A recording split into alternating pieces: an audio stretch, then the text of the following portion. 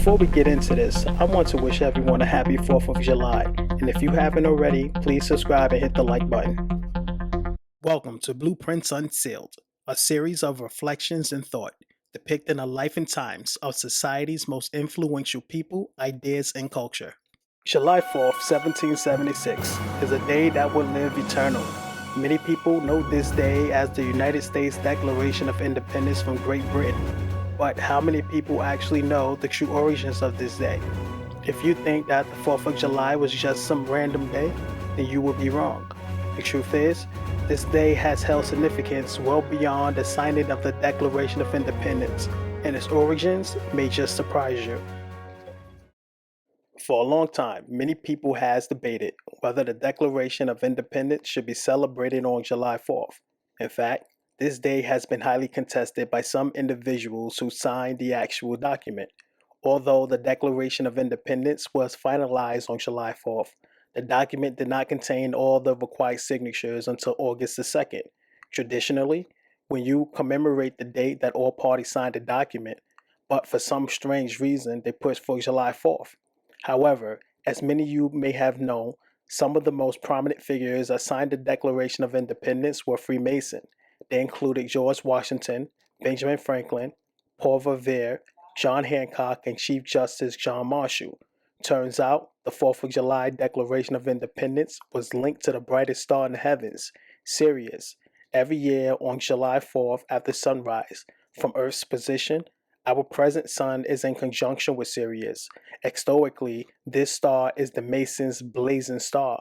When conjoining with the sun and aligned with the stars in Hyades and Pleiades, on a certain period of the ages caused by the precession of the equinox. In addition, around the July 4th, the Earth reaches its furthest point from the sun. In many ancient civilizations, this day can signify a holy day, a day worthy of praise of the sun god, which we consider a pagan religion. Did you know that July is the first month that was named after a mortal man? If you guessed Julius Caesar, you would be correct. On July 4th, 13 BC, years after Julius Caesar's death, his nephew Augustus Caesar established the Pax Romana. This era signified years of prosperity and peace for the Roman Empire. During this time, the Romans would showcase many images of Roman gods. Most notably was Apollo, also known as the sun god. Augustus faced some trouble making peace an acceptable mode for the Romans, who had been at war with one power or another continuously for 200 years prior to this period.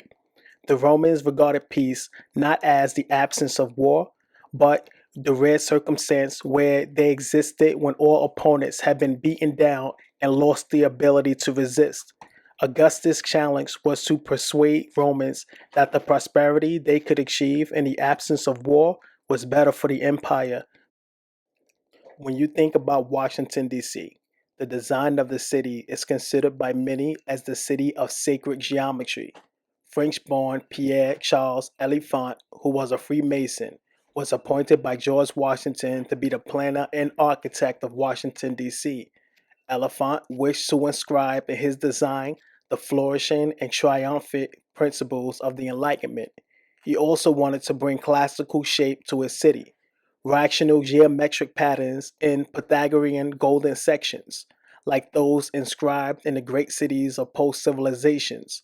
These patterns, he believed, held not only powerful symbolic significance, but tapped into actual spiritual energies as well.